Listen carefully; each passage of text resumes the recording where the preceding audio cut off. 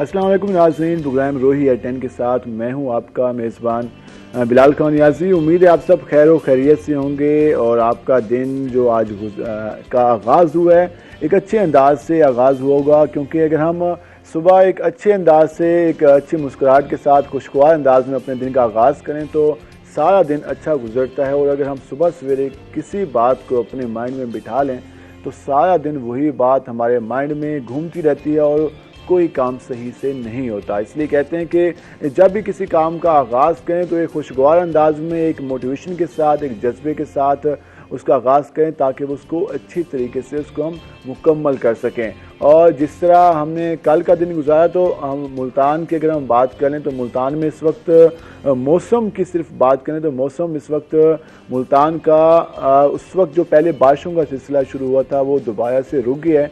दोबारा से जो गर्मी की लहर है वो मुल्तान में आ चुकी है। और इस हवाले से कल भी हमने देखा कि जो लोग थे अस्पतालों में ज़्यादा आ रहे थे, क्योंकि जो इसकी वजह से जो गैस्ट्रो का मर्ज़ है वो ज़्यादा हो जाता है। क्योंकि जब मौसम टेम्परेचर ज़्यादा होता है तो लोग ज़्यादातर मशरूबात का इस्तेमाल करते हैं, और जब गैर मियारी मशरूबात इस्तेमाल करते हैं तो उसके बायस जो गैस्ट्रो का मर्ज़ है वो ज़्यादा इफ़ेक्ट करता है। उसमें बच्चे भी शामिल होते हैं, उसके अलावा हमारे बुज़ुर्ग अफराद वो भी हमने कल देखा कि अस्पतालों में ज़्यादा तादाद में नजर आए। तो इसलिए ख्याल करें अपना, और टेम्परेचर ज़्यादा है तो घर में कोई मशरूबात बना लें। बाज़ार में जो मार्केट्स में जो मशरूबात बिक रहे होते हैं गैर मियारी, उनका इस्तेमाल ना करें। और उसके साथ साथ आज वज़ीर-ए-आज़म इमरान खान भी भावलपुर के दौरा पर होंगे और उसके साथ साथ वहाँ पर मुख्तलिफ मनसूबों का इफ्तिताह करेंगे। तो यकीनन ये भी एक अच्छी खबर होगी साउथ पंजाब के लिए कि साउथ पंजाब में एक मेन विजिट होने जा रहा है प्राइम मिनिस्टर का, और सीएम पंजाब वहाँ पहले से पहुँचे हुए हैं, तो इस हवाले से भी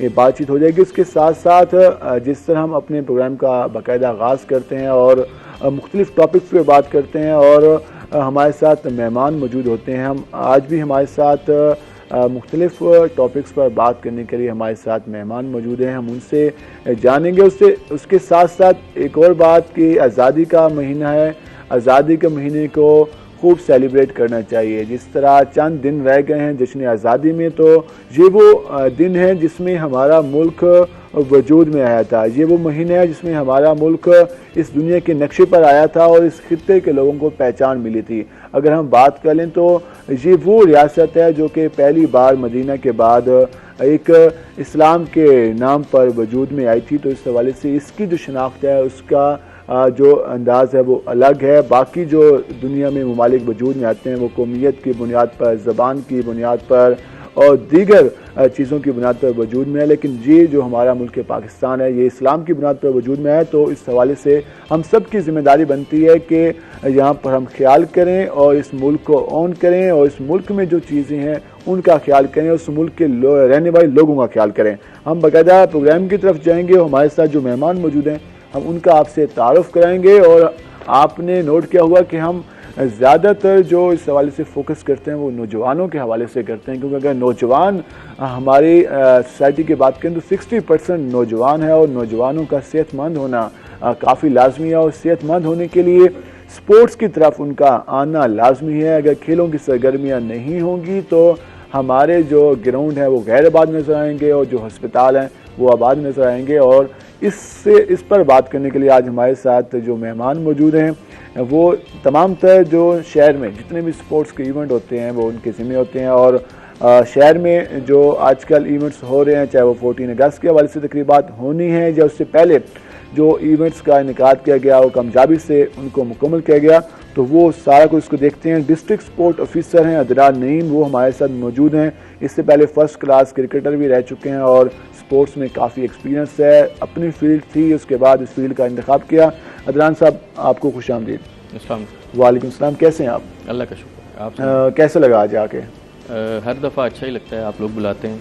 और उसमें मुल्तान में कुछ स्पोर्ट्स के हवाले से एक्टिविटीज़ होने जा रही हैं आने वाले दिनों में? जी, हमने सेलिब्रेशन रखी है 14 अगस्त की, उसमें हम 5 गेम्स करवा रहे हैं। ठीक है, इस पर हम तफसीली बात करेंगे। उनके साथ साथ मौजूद हैं, आजकल हम देखते हैं कि जो सोशल मीडिया का इस्तेमाल बढ़ता जा रहा है और सोशल मीडिया पर नौजवान सबसे ज़्यादा एक्टिव नज़र आते हैं। और हम देखते हैं कि मुख्तलिफ प्लेटफॉर्म है, चाहे वो फेसबुक है, चाहे यूट्यूब है, इंस्टाग्राम है, उसके अलावा दीगर स्नैपचैट है, वहाँ पर वर्किंग करना, वहाँ पर उसको एक एक तो हम देखते हैं कि एक उसको साथ लेके चलना, उसमें अपना नाम बनाना, इन्फ्लुएंस करना। सोसाइटी में एक गिने चुने नाम होते हैं कि आप फ़लाँ ने आज ये पोस्ट किया है, फ़लाँ ने आज ये वीडियो अपलोड किया है, तो इस पर हम बात करेंगे। और हमारे साथ मौजूद हैं रज़ा काज़मी, वीडियोग्राफ़र भी हैं, फ़ोटोग्राफ़र भी हैं, उसके साथ साथ इंस्टाग्राम और दीगर सोशल मीडिया ऐप्स पर काम करते हैं, काफ़ी ज़्यादा एक्टिव हैं। रज़ा, आपको खुशामदीद। वालेकुम सलाम। कैसे हैं आप? अल्लाह का शुक्र है। सोशल मीडिया पे वर्किंग करते हैं, किस तरह से आपका एक स्टडी है और दूसरी जानिब सोशल मीडिया, तीसरी जानिब फ़ोटोग्राफ़ी, किस तरह मैनेज कर रहे हैं? बेसिकली जो पढ़ाई है, पढ़ाई के साथ साथ ही चीज़ को लेके चल रहे हैं। तो यूजली मैं इस तरह करता हूँ कि वीकेंड पे देखता हूँ इन मामलात को और पूरा वीक अपनी स्टडी पे। और उनके साथ मौजूद हैं जवाद रज़ा। जवाद रज़ा भी वर्किंग करते हैं सोशल मीडिया के हवाले से, उसके अलावा वीडियो कंटेंट के हवाले से। और इस जवाद, आपको भी खुशामदीद। आपको भी अस्सलाम वालेकुम। वालेकुम सलाम। क्या हाल है आपके? अल्हम्दुलिल्लाह। तो ये शौक आप में कैसे आ गया, किस तरह से स्टार्ट किया, कब से आगाज़ किया आपने?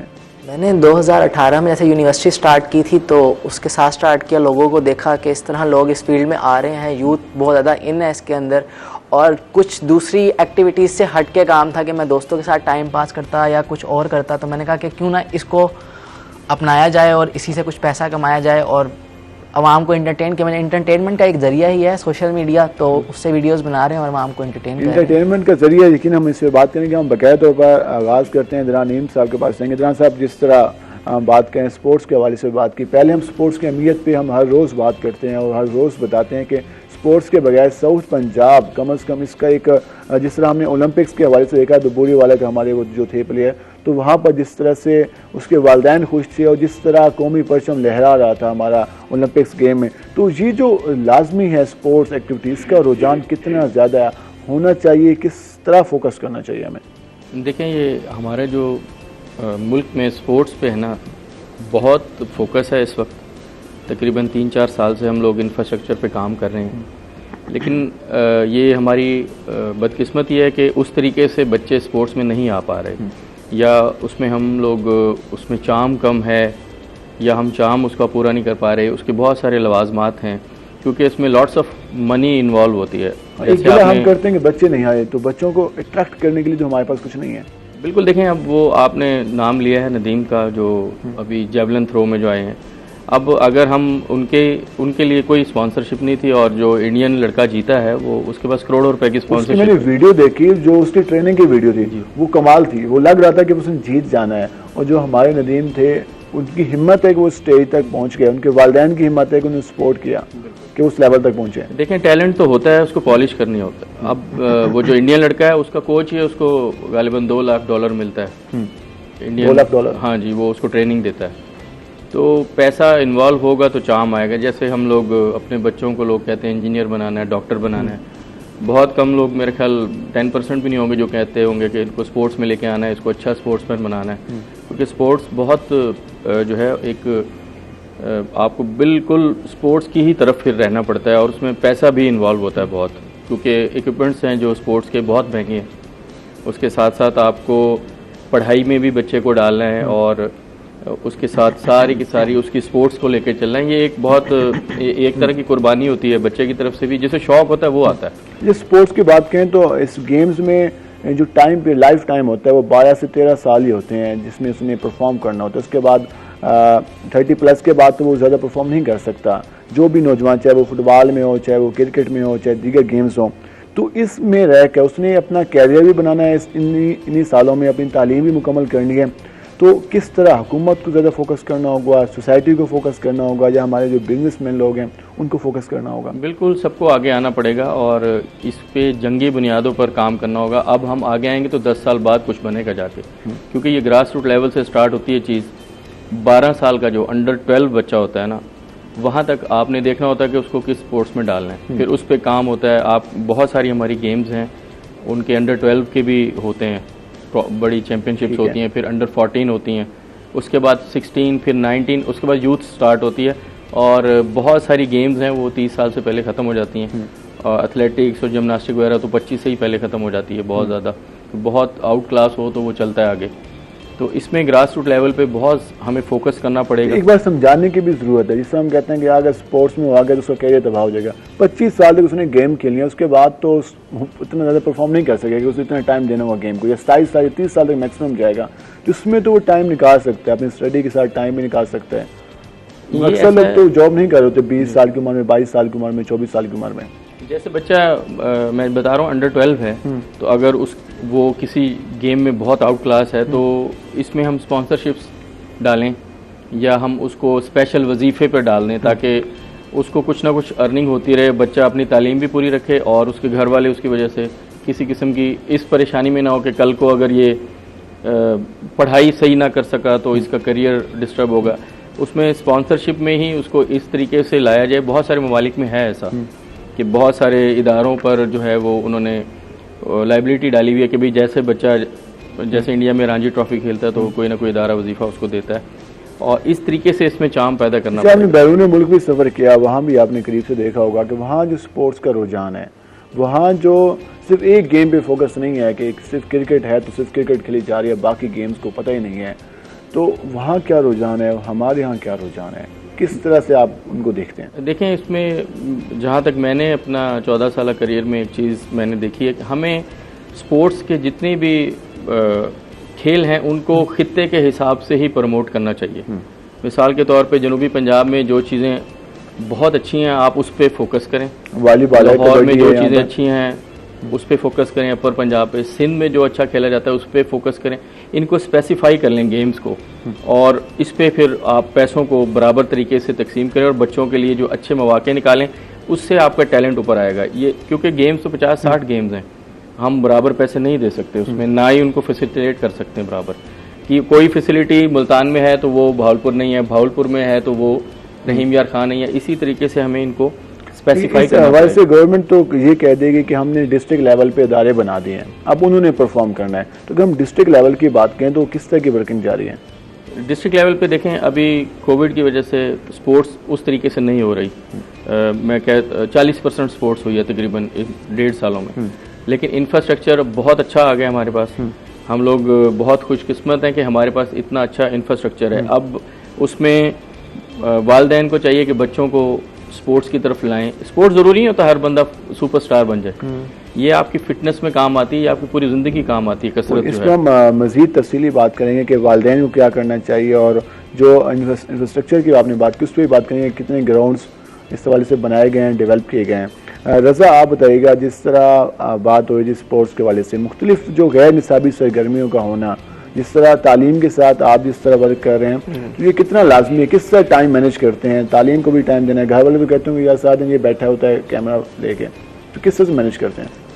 घर वाले कहते हैं, ठीक है, वो एक टाइम तक कहते हैं, जब उन्हें दिख रहा होता है कि यार ये पैशनेट है, ये अर्न कर रहा है और ये अपना खर्चा खुद उठा रहा है, तो वो भी आपको फिर एक वक्त आता है सपोर्ट करने लग जाते हैं। ठीक है, तो इसमें जिस तरह आप लोग वर्क करते हो सोशल मीडिया पर, भी कितने घंटे आप टाइम स्पेंड करते हो वहाँ पे? कितने घंटे?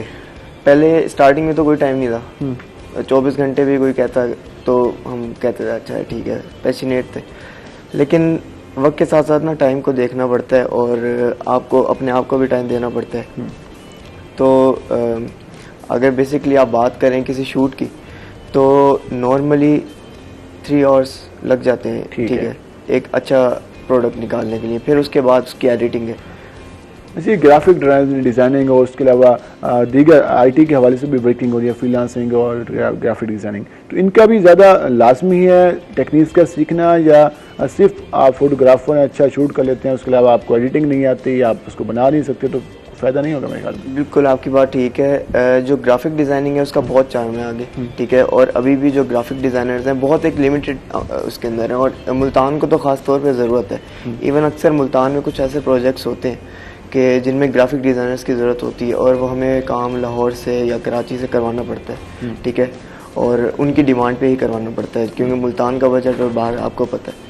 इस जवाब आप बताइएगा, तो यहाँ पर ट्रेनिंग की कितनी ज़रूरत है? यहाँ पर कोई इंस्टीट्यूट बनाए गए हैं जहाँ पर बच्चों को या जो नए लोग आ रहे हैं उनको सिखाया जा सके कि आपने इस तरह वर्किंग करनी है? कोई इस तरह का सिलसिला है यहाँ पे? ऐसा कुछ भी नहीं है, और मैं ये चाहता हूँ कि हमारा सोशल मीडिया ऐसे है कि कोई भी आके उठ के कुछ भी कर सकता है ना। वहाँ कैटेगरीज तो बनी हुई है कि फूड ब्लॉग कर रहे हैं, लाइफस्टाइल कर रहे हैं, फैशन के सेंस पे बता रहे हैं, लेकिन अब जो है ना इतना रुझान हो गया पीआरस की तरफ कि हर किसी ने शुरू कर दिया कि लोग हमें ब्रांड्स अप्रोच करें और पीआर दें। जो असल मकसद जो अक्सर देखते हैं कि वो इंस्टा पे लगाए होते हैं ब्रांड की प्रमोशन के हवाले से, फिर वहाँ पे विजिट किया, वहाँ पे एक दिन का विजिट हुआ, उसके बाद उनकी दोबारा से प्रमोशन, इसके अलावा कुछ काम नहीं हो रहा होगा। कुछ ऐसा नहीं है जो मुझे लगता है कि इंटरटेनमेंट के लिए अच्छा जो आवाम चाहे कि हो, और नहीं है, क्योंकि जो बड़े बड़े ब्लॉगर्स हैं वो कर रहे हैं, क्योंकि उनको तो ब्रांड्स अप्रोच करेंगे क्योंकि उन्होंने अपनी मार्केटिंग स्ट्रेटजीज को भी स्ट्रॉन्ग करना है। जो हम जैसे छोटे ब्लॉगर्स हैं जो न्यू अपडेट हो रहे हैं और आ रहे हैं मार्केट के अंदर, तो उन्हें चाहिए कि वो पहले अपने कंटेंट के ऊपर काम करे, ना कि पीआर के ऊपर। कंटेंट में क्या काम किया? मैंने बहुत सारी वीडियोस बनाई, सोशल इश्यूज को उजागर किया कि हमारी सोसाइटी के अंदर कितने केसेस हैं रेप के, क्या हो रहा है। मेरा अक्सर मकसद था कि मैं सोसाइटी को रेप और जो ये तजाब फेंक देते हैं लोगों पे, उसको ज़रा ऊपर लेकर अवेयरनेस फराहम कर सकूँ।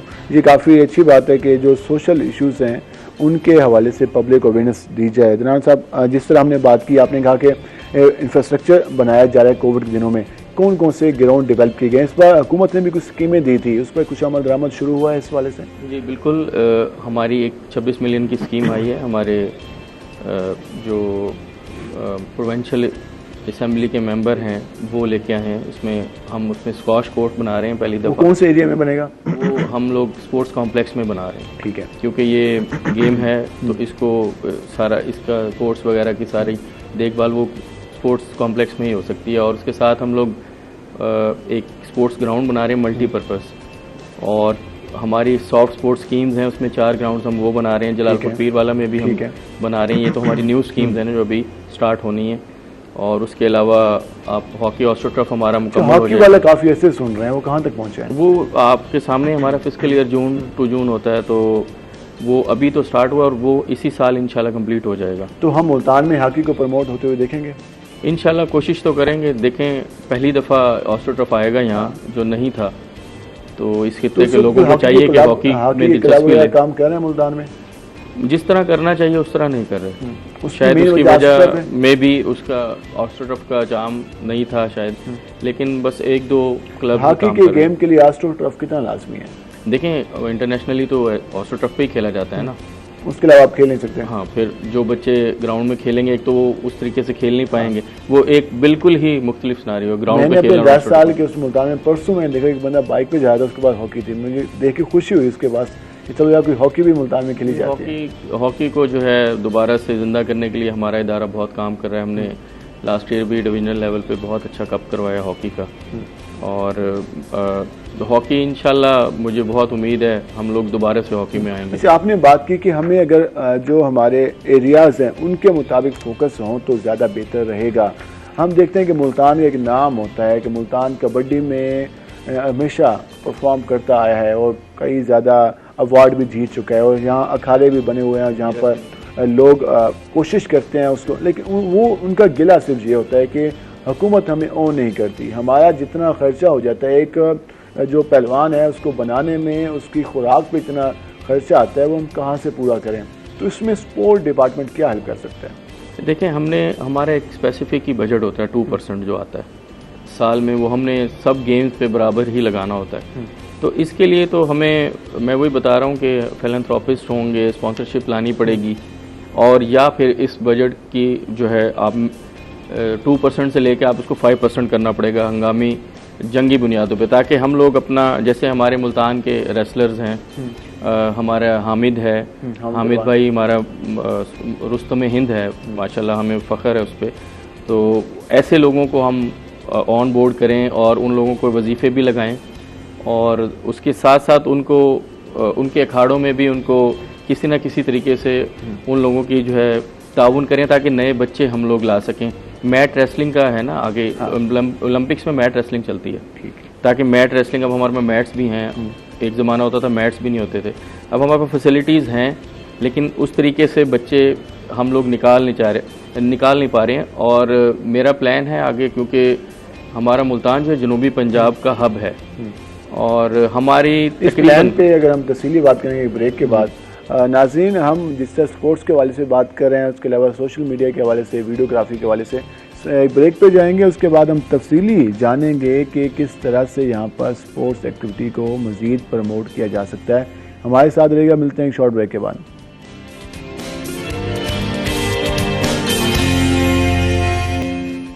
वेलकम बैक नाज़रीन। जिस तरह हम ब्रेक से जाने से पहले बात कर रहे थे स्पोर्ट्स के हवाले से, और हमें बताया था डिस्ट्रिक्ट स्पोर्ट्स ऑफिसर ने कि उनके पास एक प्लान है, तो हम यकीन उनसे वो उनका प्लान भी जानेंगे कि किस तरह से हम साउथ में, मुल्तान में स्पोर्ट्स एक्टिविटीज़ को प्रमोट कर सकते हैं, और उसके साथ साथ जो हमारी ख़वातीन हैं उसको हम किस तरह से ग्राउंड्स में ला सकते हैं, उनके लिए कितने ग्राउंड मौजूद हैं, अगर वो आना चाहें तो किस तरह से वो आ सकती हैं। और जिस तरह से वालिदैन को एक हमेशा से एक प्रॉब्लम रहता है, क्योंकि जब वहाँ पर बाकायदा तौर पर उनकी केयर या उनका ख्याल रखने वाला कोई नहीं होगा तो वालिदैन अवॉइड करते हैं, तो वालिदैन का एतमाद किस तरह से हासिल किया जा सकता है, इस पर भी हम बात करेंगे। अदनान साहब, जिस तरह आप प्लान की बात करें, तो पहले तो हम प्लान आपसे जान लेंगे कि स्पोर्ट्स को मज़ीद अगर हमने अपने माशरे में प्रमोट करना है, उसको हर किसी को कहना कि यार ये इसमें लाजमी इन होना है, तो क्या किया जा सकता है?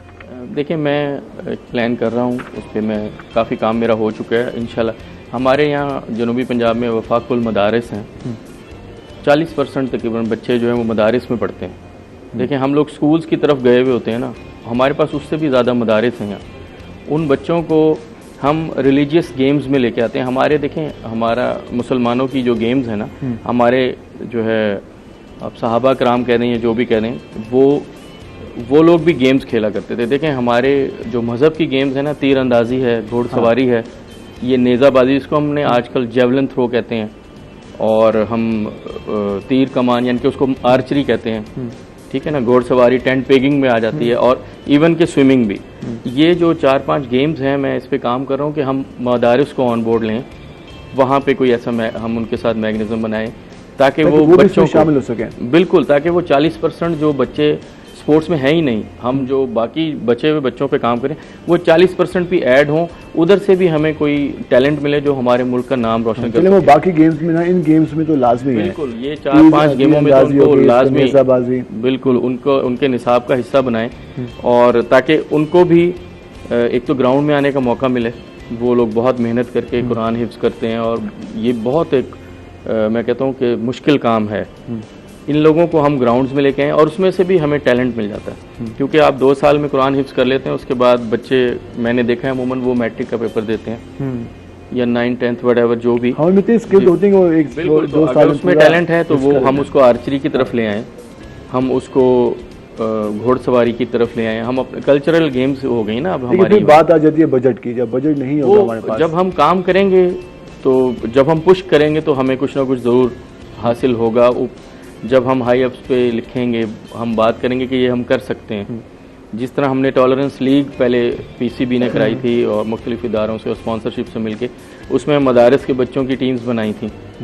गो के कैसा एक्सपीरियंस रहा था उसका? कोई बहुत अच्छा रहा, बच्चे बहुत एनर्जेटिक हैं। हमारे जो मदारिस के बच्चे हैं तो वो तो ये चीज़ें, ये चाम देख ही नहीं पाते हैं ना, वो तो उनकी एक अपनी दुनिया होती है, और रिलीजियस चीज़ें उन्होंने पढ़नी होती हैं, वो बिल्कुल। लेकिन उनको भी ग्राउंड्स में लेके आए ताकि वो 40% में से यार हमें 5% ही मिल जाएं, जो बच्चे जो हमें बाद में हमें काम आए, टैलेंट हमारे मुल्क का नाम रोशन करें। इसे अगर जिस तरह आपने बात की कि जो मदारिस के बच्चे वो मिस जा रहे हैं उनको लाया जाए, दूसरा जो हमारे यहाँ फैक्टर है, जो एक तबका है या हम कहते हैं क्लास है ख़वातीन, वो कहाँ जाएँ? उनके लिए तो मुश्किल होता है ग्राउंड में आना, उनके लिए मुश्किल है परफॉर्म करना सबके सामने। हम देखते हैं कि स्क्वॉश के मुकाबले आपके यहाँ बैडमिंटन के हो रहे होते हैं, वहाँ पे हमें ख़वातीन नज़र आती हैं, लेकिन दीगर गेम्स में कम नज़र आती हैं, तो इस पर किस तरह से फोकस किया जा रहा है? ये डिपेंड करता है हमारा इसमें। जैसे आप देखें ना, मुल्तान जो है वो रहन सहन के हवाले से लाहौर से बिल्कुल बहुत मुख्तलिफ है। इसी तरह आप अगर सिंध चले जाएँ और अंदरून सिंध तो बिल्कुल ही मुख्तलिफ है, कराची बेहतर है। तो इसमें जो है ना, बच्चियों को गेम्स की तरफ कम, जो वालिदैन है वो कम ही लेके आते हैं, उसमें बहुत सारे मसाइल लेके आते हैं। लेकिन इसमें हमारी क्या जिम्मेदारी होगी? हुकूमत किस हद तक काम करे कि एतमाद जीत सके? हमारे साथ नेबर कंट्री है ईरान है, वहाँ भी तो ख़वातीन, वहाँ भी ज़्यादा हालात मज़हब के हवाले से वहाँ पे ज़्यादा पाबंदी हैं, लेकिन वहाँ पर ख़वातीन गेम्स में आती हैं, वहाँ पर परफॉर्म कर रही होती हैं। हमारे यहाँ रवायात भी हैं, ठीक है, मानते हैं कि हमारा माशरे में इशू हैं, लेकिन इसके बावजूद एक एतमाद देना भी तो लाजमी है ना। बिल्कुल, ऐसे एतमाद दें और उसमें वज़ाइफ लगाएं, उनकी एजुकेशन वगैरह का खर्चा उठाएं। हम लोग इस तरह का मैकेनिज़्म बनाएं। और पहले भी हमने हर गेम्स में ख़वातीन को बराबर ही हम लोगों ने, जिस तरह हॉकी की टीम होती है हमारी बॉयज़ की है तो गर्ल्स की भी है, बास्केटबॉल है, क्रिकेट है, बैडमिंटन आपने देखा, टेबल टेनिस है।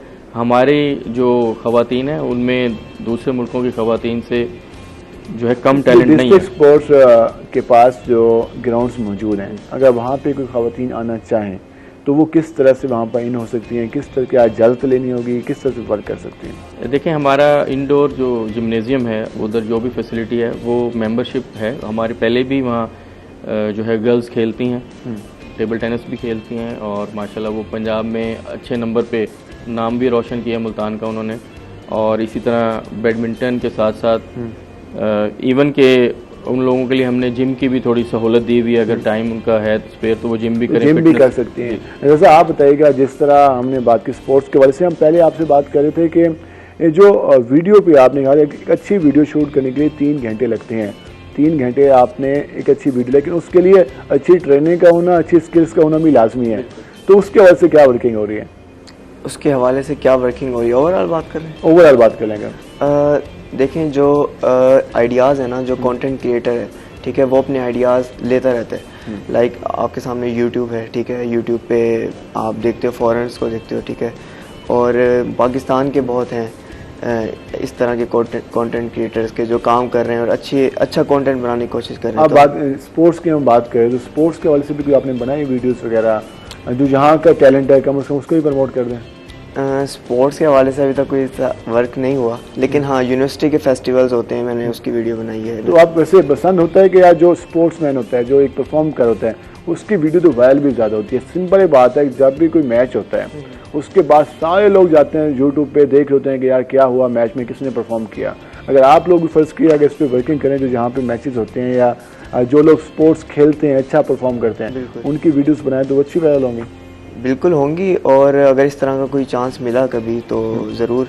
बल्कि एक दफ़ा मदरान साहब से कहेंगे कि जब भी कोई इवेंट्स हुआ करें तो ये तो आपको खिदमत देने के लिए तैयार है। वेलकम, ये अपना आके फ़ोटो शूट्स करें बच्चों के साथ, बच्चों की फ़ोटोज़ वगैरह उनकी जैसे होता है उनको प्रमोट करें।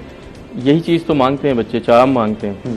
तो ये इन लोगों का बैडमिंटन के उसके तो अच्छे वो बनेंगे, शूट अच्छा होगा। Table tennis, badminton, cricket, hockey, football, किसी भी गेम का होगा, चाहे वो मेल खेल रहा है यानी कि बॉय है या गर्ल है, तो वो ये लोग उसको बेहतरीन फिल्मा सकते हैं। जैसा आपको चांस मिल रहा है, आप ना ये लाजमी इसको प्रमोट कीजिए। अच्छा जवाब आप बताइएगा, जैसे आप कह रहे थे कि मैं सोशल इश्यूज़ पे बनाता रहता हूँ, काफ़ी अच्छी बात है कि सोशल इश्यूज़ जो हमारे यहाँ हैं उनको हाईलाइट होना चाहिए, अवेयरनेस मिलनी चाहिए। रिस्पॉन्स कैसा आता है?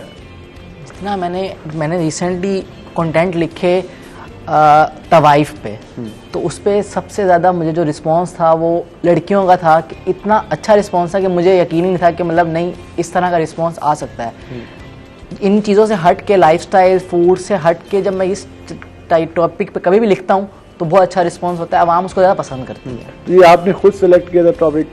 हाँ, मेरा दिल था कि मैं इस चीज़ पे करूँ। मुझे था कि कुछ इस तरह का हो कि जो आवाम नहीं कर रही, क्योंकि मुझे नज़र आता है कि सब लाइफस्टाइल्स कर रहे हैं, फूड कर रहे हैं, फैशन सेंस में लगे हुए हैं। इस तरह का मैंने किसी को नहीं देखा। आपके दोस्त काफ़ी ज़्यादा जो फूड को प्रमोट करती हैं। हाँ, तो जाना उन्होंने आपसे बहुत सारे हैं। मुझे फूड में ना कभी इंटरेस्ट नहीं रहा कि पिक्चर्स लेके डालो, तो वो मुझसे होता नहीं है, वो अपनी बात है। ये तो हर किसी की शौक की बात है ना। रज़ा, जिस तरह हम ऑडियंस को किस तरह से अट्रैक्ट कर सकते हैं, ऑडियंस मेन चीज़ तो ऑडियंस है ना, कि मुझे पता है कि यार ये मेरी मार्केट है, ये मेरी ऑडियंस है, इसको ये चीज़ पसंद होनी है, इसने ये चीज़ देखनी है, तो उस हिसाब से मैं अपना वो लेके आ रहा हूँ। तो उसको किस तरह से लेके चल सकते हैं? वीडियो की बात करें ना, हाँ, तो एक होती है हमारे पास फुल लेंथ वीडियो, आप देखें और आप देख के ना उसे बोर हो जाते हैं। लेकिन जो अब हमारे पास ट्रेंड आ रहा है ना, वो हमारे पास शॉर्ट फिल्म्स का या शॉर्ट वीडियोस का आ रहा है, ठीक है। तो वो अट्रैक्टिव भी होती हैं और आप उसे, जैसे सिनेमैटिक वीडियोस हैं, ठीक है, तो वो एक सिनेमैटिक वीडियोस बहुत अट्रैक्टिव होती हैं और लोग उसे लाइक देखते हैं और कहते हैं अच्छा ये शुरू हुई या ख़त्म होगी, लेकिन वो बहुत अच्छी लेंथ में होती है। उसमें कम टाइम में एक अच्छा मैसेज मिल जाता है और एंटरटेनमेंट मिल जाती है। तो जो फनी वीडियोस आज के ज़्यादा प्रमोट हो रही हैं, या जिस तरह जवाब में बात की सोशल इश्यूज़ के हवाले से या स्पोर्ट्स के हवाले से, आप अब तक क्या देख रहे हैं कि किस पे ज़्यादा काम करने की जरूरत है? ये तो ट्रेंड के हवाले से होती है, ठीक है। अभी रिसेंटली जो हमारे पास फ़लस्तीन का था, उस टाइम आप इंस्टाग्राम या सोशल मीडिया देख रहे थे, फ़लस्तीन की कितनी पोस्ट थी, अब आपके सामने ही है। तो ये चीज़ें तो ट्रेंड के हवाले से होती हैं, लेकिन जो यूजुअली हमारे पास ट्रेंड चलता रहता है ना कॉन्स्टेंटली, वो है फ़नी का। फ़नी कंटेंट है, वो हर वक्त वायरल होता है। ये ट्रेंड सेट करने के हवाले से जो ब्लॉगर्स होते हैं, उसके अलावा जो सोशल मीडिया एक्टिविटीज होते हैं, उनका ज़्यादा रोल होता है। वो ज़्यादा एक्टिव होते हैं क्योंकि वो बैठे होते हैं, ट्रेंड चलाते हैं, हैशटैग। तो इसमें आप तक किस तरह से एक्सपीरियंस होता है कि आपने भी कभी चलाया, क्या होता है इसमें? बेसिकली इस तरह का कोई सीन हुआ तो नहीं मेरे साथ, लेकिन ये कि कोविड डेज़ में जो जैसे सर्विस शूज़ की मीम्स चल रही थी, वो वीडियो मैंने बनाई और मुझे एक्सपेक्ट नहीं था कि इतने व्यूज़ आ जाएंगे, और नॉर्मली डाला तो जिस वीडियो पे मैंने मेहनत की थी वो तो कुछ भी नहीं, और जिस पे मैंने ऐसी बस रैंडमली शॉर्ट्स लेकर डाल, उसमें आपके वो वायरल हो गए। वो वायरल हो गए। चलें, अच्छा दनान साहब, जिस तरह हमने ख़वातीन के हवाले से बात की कि उनके हवाले से आपके पास जिम्नेजियम मौजूद है, जिम मौजूद है, वहाँ पर ब्रेकिंग हो सकती है, ओवरऑल रुझान क्या है? हमारे स्कूल्स को, हमारे कॉलेजेस को कितना रोल अदा करना होगा जो हमारी ख़वातीन हैं उनकी स्पोर्ट्स के? क्योंकि उस दिन हमारे पास जिक्र यूनिवर्सिटी से आए हुए थे टीचर, तो वो बता रहे थे कि उनके पास भी ग्राउंड मौजूद है, स्पोर्ट्स डिपार्टमेंट मौजूद है पूरा, लेकिन बात वही है कि किस तरह से हम इसको मज़ीद स्किल्स को इम्प्रूव कर सकें। अब कोविड आ गया, वो कहते हैं एक साल से हम ग्राउंड भी हमारे बाद नहीं, तुम क्या सिखाएं उनको? ये इश्यूज़ बिल्कुल कोविड की वजह से हम बहुत डिस्टर्ब हुए हैं, लेकिन ये है कि अब हम लोगों ने वैक्सीनेशन के साथ जो है एंट्री लाजमी करार दे दी है, तो ट्रेनिंग तो अलाउ है। बहुत बड़े बड़े फेस्टिवल्स नहीं अलाउ, 400 की आपको पता है वो SOPs NCOC के हिसाब से। और ख़वातीन के लिए देखें, ख़वातीन यूनिवर्सिटीज़ में भी ग्राउंड फैसिलिटीज़ स्पोर्ट्स ही मौजूद है। फिर बात वही आती है कि डिपेंड करता है माशरे पे या इलाके पे डिपेंड करता है। अब देखें, हमारे जो यहाँ से गर्ल्स की टीम जाती हैं तो बहुत कम गेम्स हैं जो हम लोग ऊपर जाके बहुत अच्छा परफॉर्म करते हैं। परफॉर्म तो करते हैं वहाँ जाके और पार्टिसिपेट भी करते हैं, लेकिन हमारे जो बहुत सारे टेकिंग में हम नहीं होते जी, पोजीशन हासिल कर सके, पोजीशन लेते हैं हम टेबल टेनिस हमारे पास है, बहुत अच्छी पोजीशन लेते हैं उसमें। हम लोग बॉयज़ का जो है हमारे पास बैडमिंटन में हम अच्छी पोजीशन। कहने का मकसद है थोड़ा सा एक डिसबैलेंस ये हो गया कि क्रिकेट की तरफ बहुत रुझान हो गया, जिसकी वजह से बाकी गेम्स जो हैं वो बहुत ही टाइम नहीं मिलता और लोग फोकस नहीं होते। हाँ जी, क्रिकेट की तरफ जो है रुझान, जो आप पूछ रहे थे ना कि भाई क्या मसला हुआ है, तो देखें इसी वजह से हॉकी पीछे चली गई है जो हमारा कौमी खेल है। क्रिकेट जो है वो इस वक्त दुनिया में दूसरा बड़ा खेल है जो देखा जाने वाला फुटबॉल के बाद। तो क्रिकेट की तरफ रुझान ज़्यादा हो गया, वो थोड़ा सा डिसबैलेंस हो गया है गेम्स के हवाले से। उसको भी अगर हम बैलेंस करें तो टाइम लगता है हर चीज़ में। इसमें हम किस तरह से इम्प्रूवमेंट ला सकते हैं? ब्रेक के बाद तफसीली इस पर बात करेंगे, हमारे साथ रहेगा। मिलते हैं शॉर्ट ब्रेक के बाद।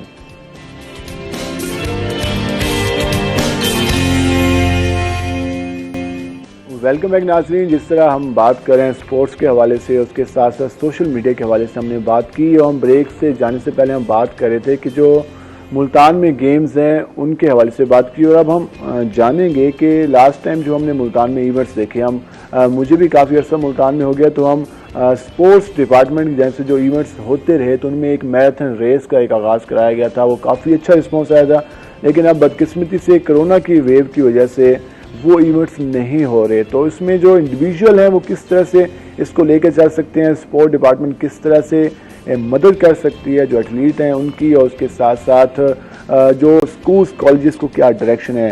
जनाब साहब, एक जो इवेंट आपका कामयाब इवेंट था जो मुल्तानियों को याद है कि जो एक मैराथन रेस हुई थी 6 नंबर चुंगी से लेकर एमरसन से कलमा चौक तक, उसमें सैकड़ों लोग इन्वॉल्व हुए थे और एक मेगा इवेंट बन गया था। और अभी तक हर किसी को याद है, मुझे अभी भी वो टाइम याद आ रहा है कि किस तरह से शुरू हुई थी और लोगों का जो रिस्पॉन्स था।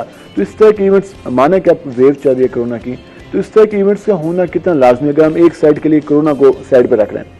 बिल्कुल ज़रूरी है। पूरे शहर की जो यूथ है, या इवन उसमें हमने बुज़ुर्गों की कैटेगरी और गर्ल्स बच्चों की और जो है वो सीनियर सिटीज़न कैटेगरी भी रखी थी, ताकि सबको हम लोग इन्वॉल्व कर सकें।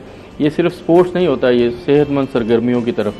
तो इस बहाने बहुत से लोग हैं जिन्होंने ग्राउंड्स देखे नहीं है, वो बाहर से गुजर जाते हैं, उन्हें नहीं पता स्पोर्ट्स कॉम्प्लेक्स में क्या है। तो हमने इसलिए उसकी जो सेरेमनी थी जो वो वहीं रखी थी ताकि लोग देखें हमारे पास इंफ्रास्ट्रक्चर है, वो बच्चों को भेजें किसी ना किसी तरीके से, और ख़ुद भी जो है बेशक वॉक के लिए ही आएँ, वहाँ आएँ सही। वो लोग आएंगे तो वहाँ रौनक रहेगी, और दिन में जैसे खेलते हैं, रात को वॉक करते हैं, सुबह को भी हमारे कई बुज़ुर्ग वॉक करते हैं। और हमने जैसे ही हम लोग ये कोविड से निकलेंगे, क्योंकि ये हमारी ज़िंदगी का हिस्सा बन जाएगा, इसके हमने SOPs के साथ चलना है, तो हम फिर करवाएंगे इंशाल्लाह। हमारा प्लान है साइकिलिंग का भी करवाएंगे इवेंट बड़ा। साइकिलिंग तो काफ़ी ज़्यादा अच्छा रिस्पॉन्स है। हम लोग मैं इंशाल्लाह कोशिश करूंगा कि प्रोफेशनल्स के अलावा सब हिस्सा ले सकें। कुछ दिनों से हम देख रहे थे कि हमें फ्लाईओवर पर कुछ नज़र भी आते हैं नौजवान सुबह सवेरे साइकिलिंग कर रहे होते हैं, और 8-10 का ग्रुप होता है जो चला रहा होता है सारा। बिल्कुल, हमारे पास तकरीबन 20 एक साइकिलिस्ट हैं जो जिसको आप बोल सकते हैं कि जो प्रोफेशनल साइकिलिस्ट बन सकते हैं, जो कॉलेजेस और यूनिवर्सिटी की तरफ से हिस्सा भी लेते हैं हमारे साथ, पंजाब लेवल तक खेलते भी हैं जाके साइकिलिंग।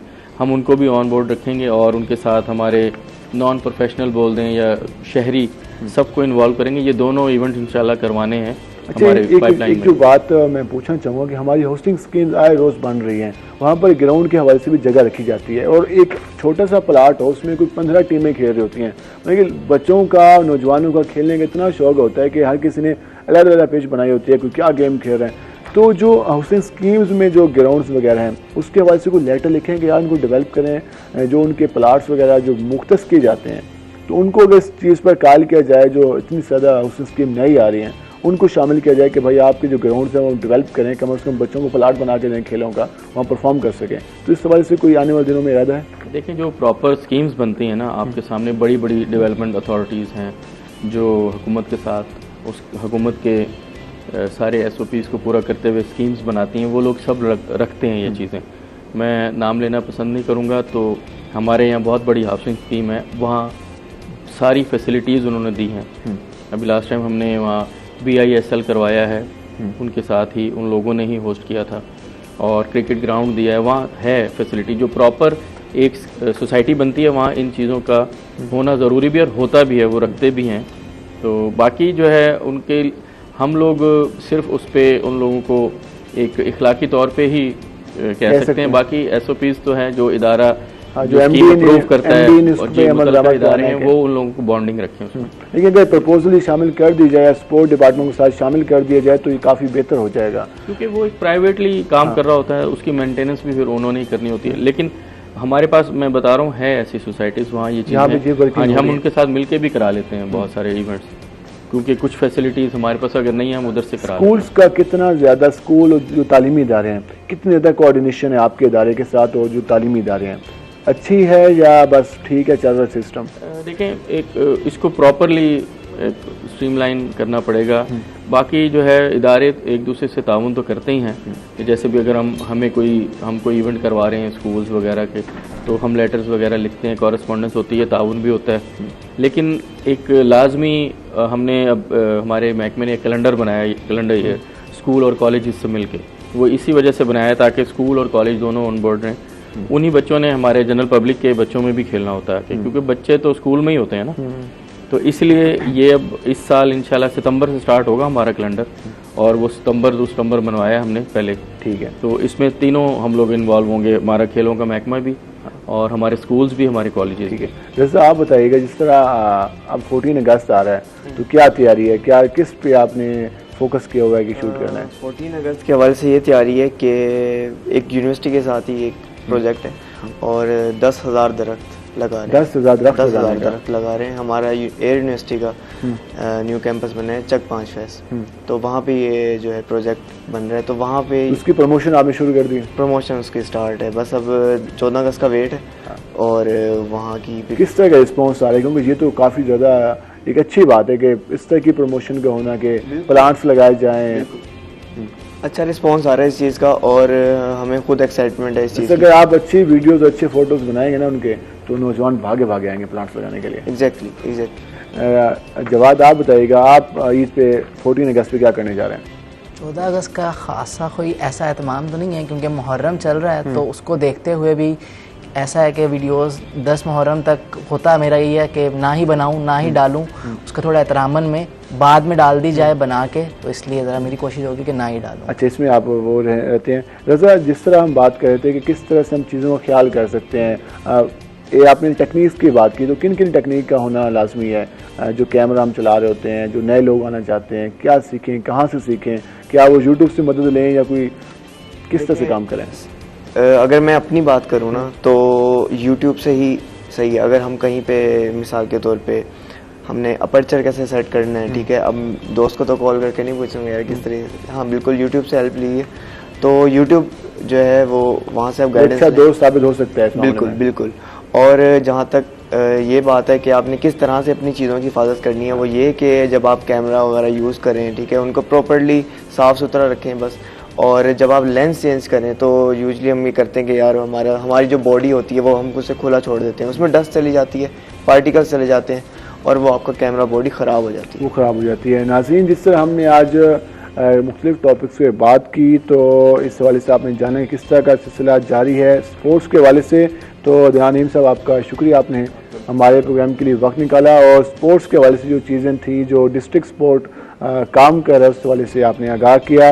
रज़ा काज़मी, आपका शुक्रिया, आपने कम बात हुई लेकिन जो वीडियो के हवाले से, उसके साथ साथ सोशल मीडिया के हवाले से जो वर्किंग हुई। जवाद, आपका भी शुक्रिया, और जो यही कहेंगे कि आप स्पोर्ट्स के हवाले से भी थोड़े से वीडियोस बनाते रहें ताकि जो इस हवाले से चीज़ें हैं वो प्रमोट हों, जो हमारे नौजवान हैं वो इसमें ज़्यादा आगे आ सकें। नाज़रीन, हम जाएंगे एक ब्रेक पर और ब्रेक के बाद जब वापस आएंगे तो प्रोग्राम शुरू होगा कृषि सेहत का सफ़र, वो दिखेगा। फिल वक्त हम जाएंगे एक ब्रेक पे, हमारे साथ रहेगा।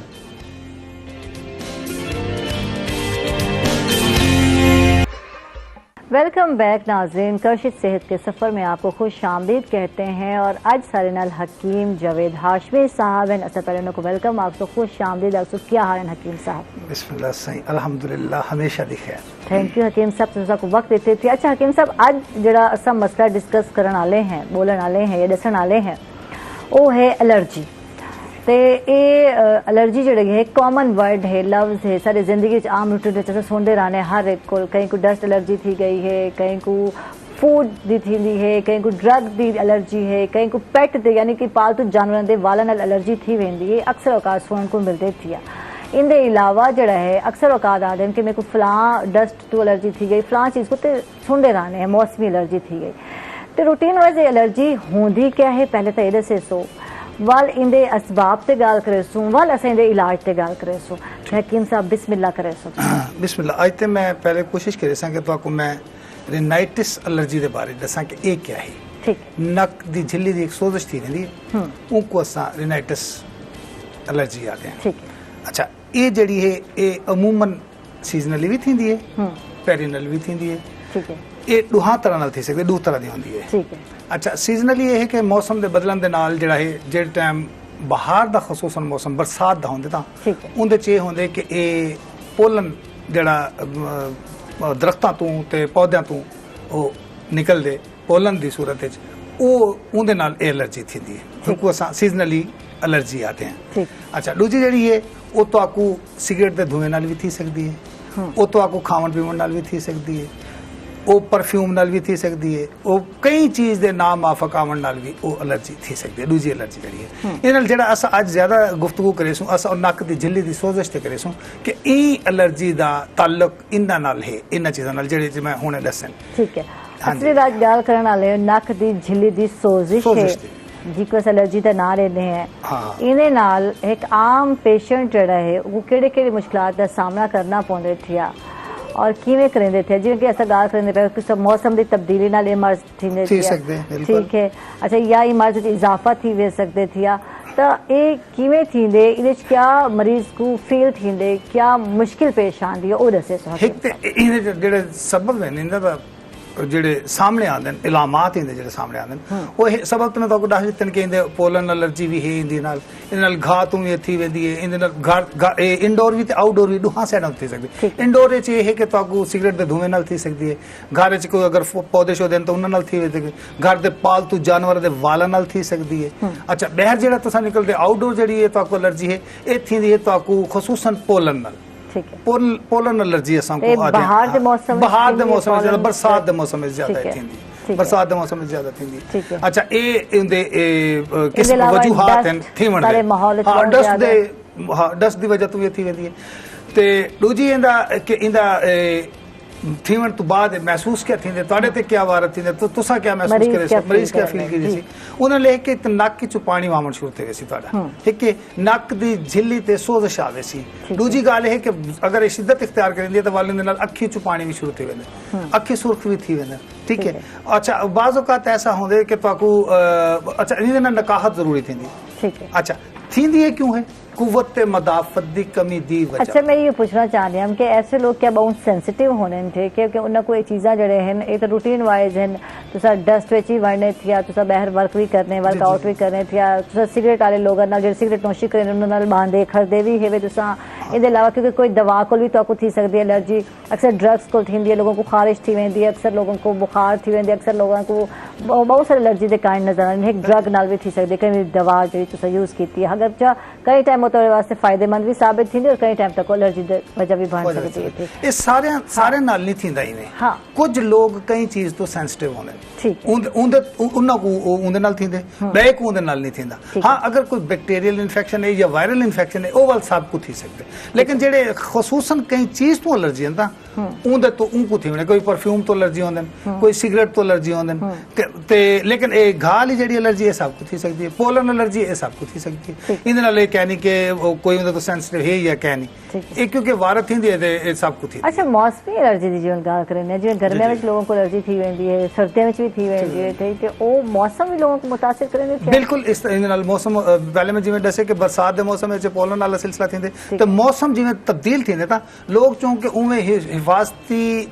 इंतजामात नहीं करेंगे कोई भी उहदे ख्याल नहीं रखेंगे कि हिफाजत उन केड़ी केड़ी करनी है पहले तो गल है मुंह को हर लिहाज नाल ढांपना चाहिए सर्दी हो या गर्मी हो हर लिहाज में तो अपने मुंह को ढांपने ते सिर को गर्म माहौल तो बचना ते ठंडे माहौल तो बचना ठंडी हवा को बचाने थे तो अपने आप को महफूज करने हर लिहाज नाल दूजा ये है कि जे टाइम एलर्जी का सिलसिला यो आम थी जिवें पोलन एलर्जी है तो थोड़े कोशिश करनी चाहिए कि घरों घट बहर निकल इंदी एहतियाती तदाबीर हैं ते दूजा ये है कि खावन पीवन तो कोशिश करन कि बाहर दा खाना ना खावन घर दे खाने खावन जेटा में चीज़ चलते पे होंदे थोड़ा जा इंदी एहतियात करें ठीक है और नाक दी झिल्ली दी जी सोजिश है उनकी अलामात क्या क्या हैं जेडे के आम देखने को मिल रहे थे या मरीज नजर आ रहे हैं कोई सिम्टम जी को साथ हैं कि सिम्टम पाए हुए थे कोई एलर्जी थी गई है या ए पेशेंट है वो क्या क्या हो सकते हैं बिल्कुल उन्हें ले है कि उन्हें छिक्का आने ठीक है नक च पानी शुरू थी वेंदे वामन उहदे अलावा नक च बंदिश थी वेंदी ओ सोजश दी वजह तो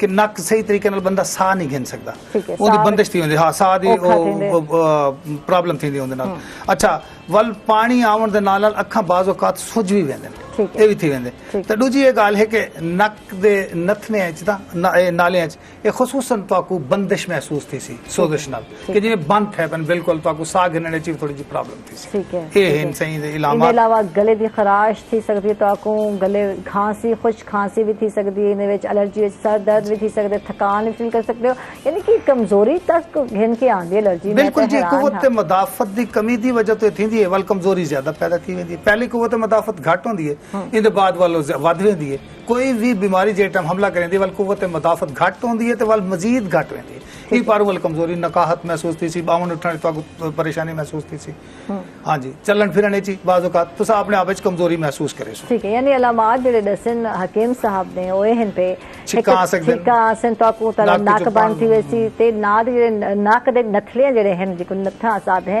ये बंदिश दा शिकार थी वैसे साह घेरना औखा थी वैसे ताकू साह तो सौखा जिनसे सांस न घिन सकते इन अलावा जड़ा है इन अलावा अखी च पानी आसी तोड़े अक्सर लोगों ने ऐसा देते हैं कि अखी लाल थी उन्हें थे अखी च पानी आवना शुरू थी वेंदे थे सोजिश फील थींदी वो सुर्ख हां सारा सुर्ख थे हां हां ए ज्यादातर थींदन इयो को झा अखी नाली फौरी थी वेंदे कैफे थी वेंदे बिल्कुल बिल्कुल सिर दर्द भी रह वेंदे नकाहत भी शुरू थी वेंदी बहुत ज्यादा ही थी भी जिवें बड़ा मैं बहुत ज्यादा मरीज हां ते उंदे खावन पीवण च उंदे ये होसी को दिल ना नाक सी क्योंकि वो नक दी तकलीफ तो था उनको अपनी हर शय भुली हो सी ठीक है।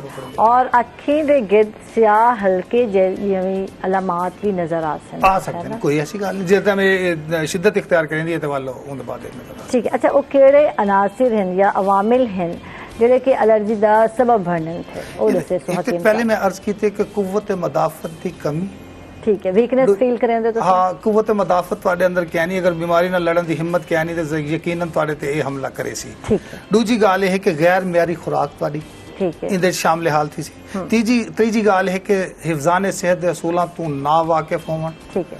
चौथी गल ये है कि जेड़े तुसा बहरू खाने खांदे वे जंक फूड्स एंड ये वल्लम पलम जेड़े तुसा खसूसन मरगन गजावा खांदे वे इंदा सबब बनदे ने ठीक है। अच्छा और चार चीज़ां हैं जेड़े के सबब बनन या असबाब हैं एलर्जी दा जी जी मैं ये ते ही डिस्कस करे सा वाला गोसा वे सो इदे इलाज ते उत्ते भी गाल करे सो करशी दे ते अद्वियात भी इन्होंने ते गाल करे सो ते केड़े अद्वियात सारे नाज़रीन को इस्तेमाल कर रहे हैं लेकिन पहले जेड़ी एहतियात है असा उन्हें गाल करे सो कि क्या क्या एहतियात करनी चाहिए है तो आपको कुव्वत मुदाफियत की कमी है इन वास्ते तो आपको अच्छी डाइट घेने की जरूरत है क्या क्या डाइट घेनी है जी कुव्वत मुदाफियत को वधेंदी है और इससे एक ते गजावा तो आपने बेहतर करने ठीक ठीक है ते दूजा ये है कि खावन पहले मैं जिवें दसे कि गैर मियारी खाना नहीं खावना थोड़ा जिहा तुसा एक्सरसाइज करनी है लाजमी खाने तो बाद फौरन तुसा सुमना क्या नहीं ये तुसा थोड़ा जिहा एहतियात करनी है। दूजी गल ये है कि थोड़ा जिहा हिफजान सेहत दे असूलों तो वाकिफ रावन ते बेहतर है ना ठीक है। हकीम साहब याद हो पिछले सब प्रोग्राम में डिस्कस भी किया है कि जो खाना तुसा खांदे हो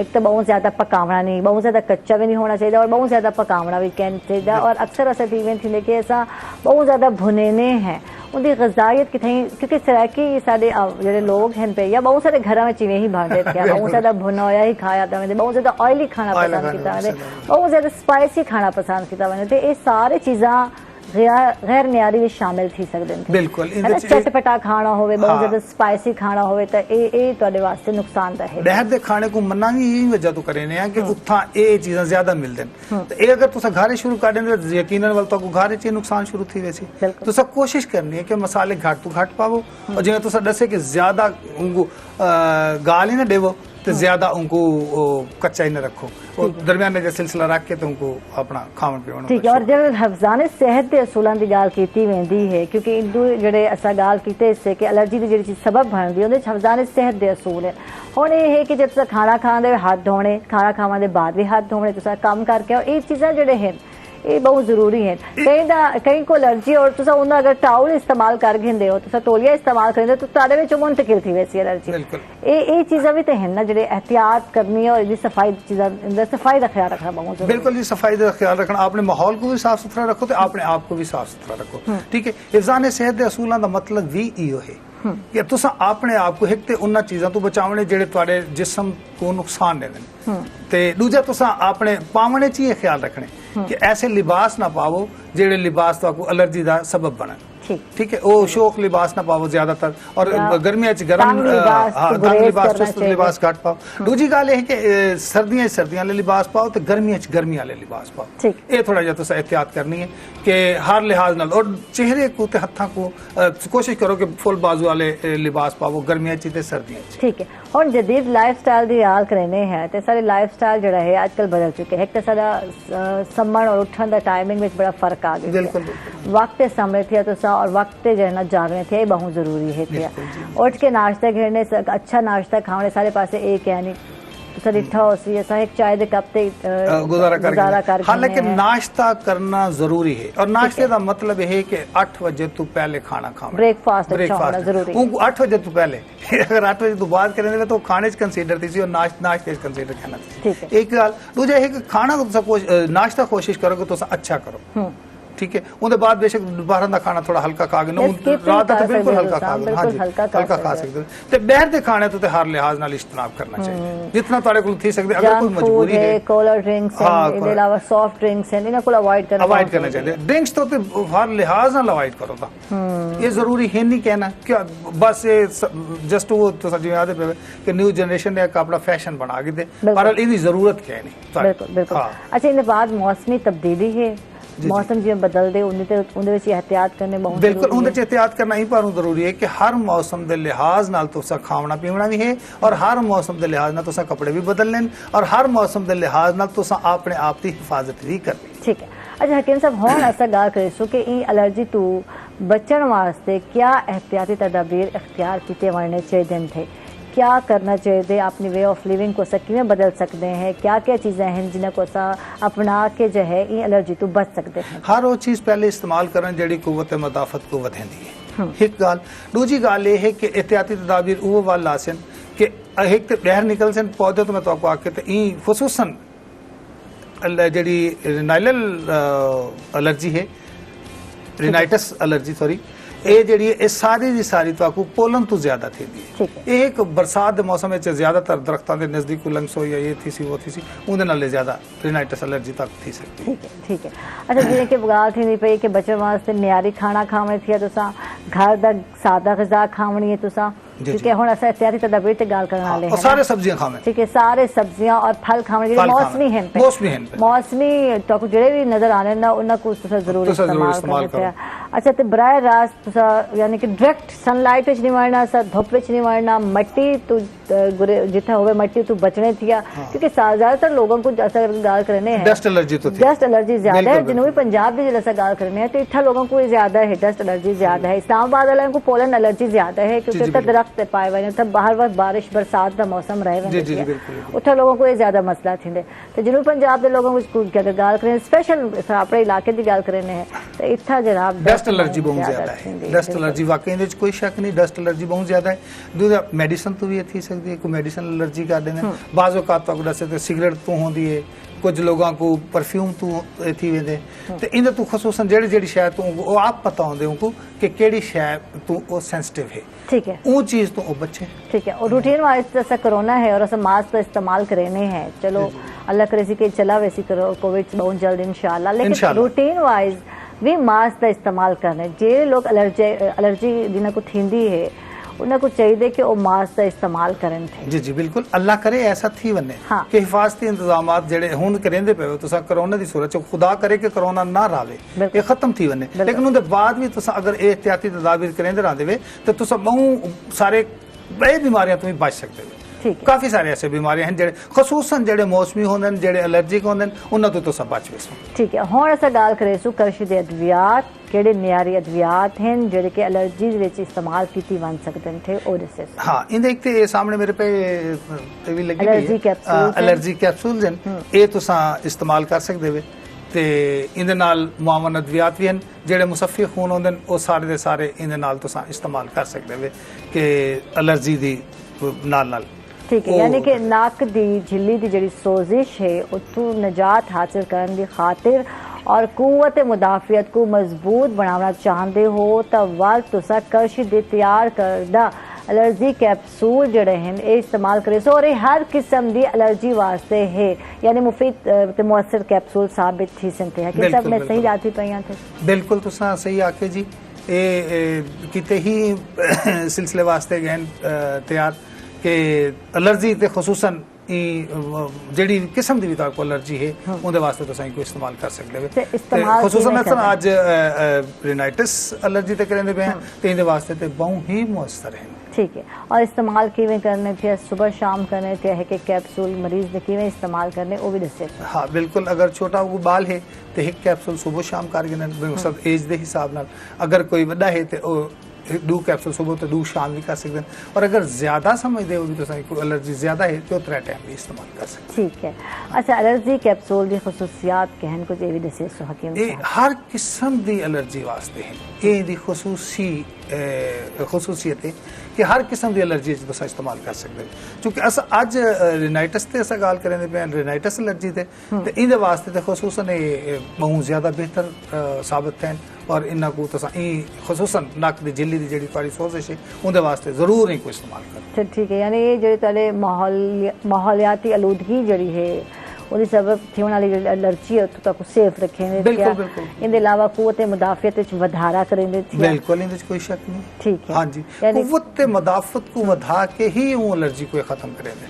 ठीक है हाँ जी खसूसन मैं रिनाइटस की गाल करें पिया कि इहदे च को तुसा लाजमी इस्तेमाल ठीक है। और बेहतर अगर रिजल्ट चाहने हैं एलर्जी या नक दी झिल्ली दी सोजिश च मावन दीगर अद्वियात जो हैं करशी दे केड़े हैं केड़े हैं केड़े केड़े हकीम साहब इस्तेमाल कीते वन सकदे हैं ओ भी दसे सो सारे नाज़रीन को। इंदा ए एलर्जेक्सिक सफूफ है ओ तुसा बाल होवे तो छोटी चाय वाली चम्मच सुबह शाम दे सकदे हो, वड्डा है तो उनको 3 टाइम भी दे सकदे हो। ये तुसा नाल सफूफ टाइप विच भी कर सकदे हो। वल अतरीफल कशनीज है, अतरीफल उस्तखुद्दूस है, ये तुसा इंदे खसूसन रिनाइटिस विच तुसा इनको रेनाइटिस एलर्जी है जेड़ा इन्हां को तुसा मावन अद्वियात के तौर पे इस्तेमाल कर सकते हैं। ठीक है। यानी हकीम साहब ने असां गाल कीती है से एलर्जी दे यानी नक दी झिल्ली दी सोजिश से हवाले नाल गाल कीती है से और ई एलर्जी ये भी एक एलर्जी दी काइंड है और इंदे विच जनाब तको कई चीज़ तो एलर्जी थी सकती है, डस्ट एलर्जी थी सकती है। तो आपको अक्सर लोग शिकायत करें कि बहर गए हैं और छीका शुरू थे कहते ठीक है। कई वाले कई दवा नाल भी थी सकती है, ड्रग नाल भी थी सकती है। इनके अलावा जो लोग पालतू जानवर रखे थे उनके जेडे वाल हैं तो वो भी एलर्जी का बास बन सकते थे। इनके अलावा फूड तो थी सकते, कई फूड तो कई डाइट तो कोई खुराक तुसा खाती है, कुछ लोगों को अंडे तो थी वेंदी है, कुछ लोगों को चाय तो थी वेंदी, बहुत सारी चीज़ें हैं जो एलर्जी का वजह रीजन बनते पे होने थे। अच्छा ये बहुत सारी चीज़ें हैं जिवें पोलन की गाल थी ठीक है और बाहर के मौसम में ज्यादातर चांसेस होने। इनके अलावा मौसम जो बदलता पे होंदे थिया बाहर दा आया ठंडा मिठा आया वो थी। इनके अलावा सर्दी में थी वेंदे तको और इतने लोगों को छींका आने गर्मियों में छींका आने एलर्जी की अलामात होने थे। बिल्कुल ठीक है। और इनके असा गाल की कि भाई इलाज को पहले कुछ एहतियात भी करने थे तुसा अपनी डाइट भी फोकस करने अपनी कुवत बढ़ने थी अपनी वे ऑफ लिविंग को भी सादा करने थी। इनके अलावा माहौल को साफ सुथरा रखना बहुत ही जरूरी है, यानी सारे चीज़ों का ख्याल रखना जरूरी है। एहतियात के बाद वाल इलाज की गाल थी ठीक है। एलर्जी कैप्सूल हैं जेडे कि हर किस्म की एलर्जी अगर थी वेंदी है तो उन्हें इस्तेमाल करे सो तुसा ताकू जेडे तारी एक बीमारी के खिलाफ जिस्मानी कुवत मुदाफ़त वधेंदी है सही आदि पे हकीम साहब में बिल्कुल। और इनके अलावा माहौलियाती जी आलूदगी है उनकी वजह थी वाले जो असरात हैं उन्हें तो महफूज रखे ठीक है। तो हर किस्म के जिन्हें लोगों को एलर्जी दी हर किस्म की एलर्जी को फोकस करके तो उनको खत्म करें इंशाल्लाह। अच्छा हुण असा हकीम साहब कोई गल दसनी तो कोई रह गई हो मैं वो अर्ज करना ही कि एक ते इन नाल अगर ज्यादा तुसा महसूस करें देवे तो वल एलर्जेक्स जिवें मैं सफूफ आके ओ भी अतरीफल कशनीज भी अतरीफल उस्तखुद्दूस ये लाजमी वाल तुसा नाल इस्तेमाल करो तो उन्हें ले है कि बहुत जल्दी उमावन अद्वियात हैं तो जल्दी इंशाल्लाह ताड़ी एलर्जी जी खुसूसन रिनाइटिस से आज गाल करें पे ये एलर्जी ताड़ी बहुत जल्दी खत्म थी वैसी ठीक है। और तमाम कृषि दे मसनूआत जड़े हैं तो पता है गोल्ड स्टैंडर्ड देता है सारे तैयार कीते हुए गोल्ड स्टैंडर्ड क्या है, गोल्ड स्टैंडर्ड मैन्युफैक्चरिंग क्या है वो भी दसे ठीक। एक ते मैं पहले भी अर्ज कीता ही कि अस आप जिंदगी ची कोशिश करें नफासत ते शाइस्तगी दी। नफासत है कि नफीस अंदाज असा गुफ्तगू भी करें और शाइस्तगी ये होंगी है कि असा कोशिश करें कि शाइस्ता अंदाज गाल करके ते लोगों को अच्छे अलकाब दे के तो न को बोला बने ठीक है। यो नफासत ते शाइस्तगी जी है अद्वियात उन्होंने कृषि वाले ने अपना शुआर बनाया है। अच्छा गोल्ड स्टैंडर्ड वाले है कि स्टेट ऑफ द आर्ट है ठीक है। दूजी गाल है कि हर चीज़ ये परख के मशीनरी जदीद मशीनरी नाल भी जदीद आलात नाल भी दूजी गाल है कि अपनी समझ नाल भी इतनी चीज़ां शामिल करके वाल जो बेहतरीन नॉलेज हैं ये भी इन्होंने नाल शामिल हाल होंगे कि जेडे एडे थे भी ये अद्वियात जेडे म्यार दे हैं ते उनके बाद वाल उनकी तैयारी वाल उनकी तरसील वालों दी बारकोडिंग क्वालिटी को अपने प्रोडक्ट्स से हवाले बेहतरीन रखा यानी बेहतरीन क्वालिटी को रखी वेंदी मुमताज जी को आदन थे चीज़ां करें थे ते इन्हें नाल ले जाना चाहूँ कि ऑर्गेनिक भी हैं ये भी दसो कि इन्हां दे कोई साइड इफेक्ट इस्तेमाल करन हां बिल्कुल इतने हर्बल मेडिसिन जेडे हैं खसूसन ते इन्होंने ते कृषि वाले ते अपना शुआर बनाया है था कि इनके साइड इफेक्ट नहीं होते मेडिसिन ठीक है। तो कृषि की मसनूआत कित्थों मिल सकते कित्थों की दीवान सकते थे कुछ हवाला तफसील हर अच्छी फार्मेसी तो मिल सकते हैं दवाखाना तो मिल सकते हैं उनके अलावा ये अगर तुम ऑनलाइन भी खेलना चाहो तो ऑनलाइन भी इनकी वैबसाइट है www.karshi healthshop.com तो तुसा एक घिन सकते हो, उत्थे विजिट भी करो। मेरा वैसे भी एक सजेशन है ताकू कि तुसा लाजमी को विजिट करो, क्योंकि काफ़ी सारे बे मालूमात भी ताकू मिल वैसे और बे बीमारियों के मुतल्लिक भी ताकू मेडिसिन के मुतल्लिक पता लग गई। थैंक यू हकीम साहब, बहुत बहुत शुक्रिया। हकीम जावेद हाशमी साहब सारे नाल हाँ तारा बहुत बहुत शुक्रिया, तुम सारे नाल रहे, बहुत सारी इन्फॉर्मेशन ताकू दी थी। और इसके साथ ही नाज़रीन हम लोग जा रहे एक छोटे से वक्फे पर, कहीं मत जाइएगा, हमारे साथ रहिएगा।